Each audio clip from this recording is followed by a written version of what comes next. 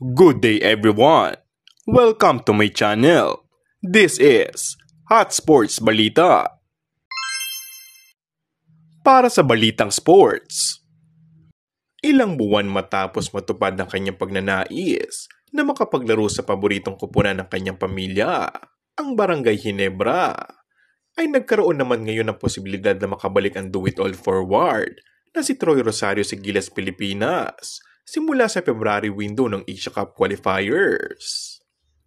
Ito ay matapos na maihayag na ang 6'7" forward ay nakatakdang tawagan ng Gilas coaching staff upang maging isa sa mga posibleng masandalin ni Coach Tim Cone matapos magtamo ng injury si Gilas starting center Kai Soto ng torn anterior cruciate or ACL habang naglalaro sa Japan B-League at Kevin Kiambao sa kanyang Korean Pro League debut.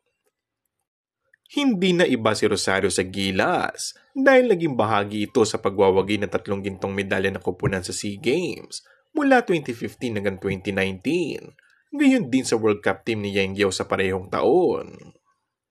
Ang dating NU Bulldog star ay kasalukuyang naglalaro para kay Cone sa Ginebra mula noong maganap ang pangarap na pumirma sa pinakasikat na kupunan ng PBA bilang unrestricted free agent.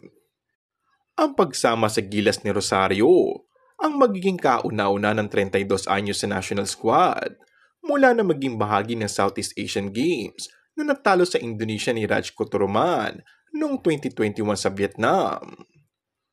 Wala pang kasiguraduhan kung makakalaro na ang 7'3" na si Soto na dumanas ng ACL tear na kailangang gamutin sa loob ng 6 na buwan para sa Gilas sa 2025 Asia Cup na gaganapin sa Saudi Arabia.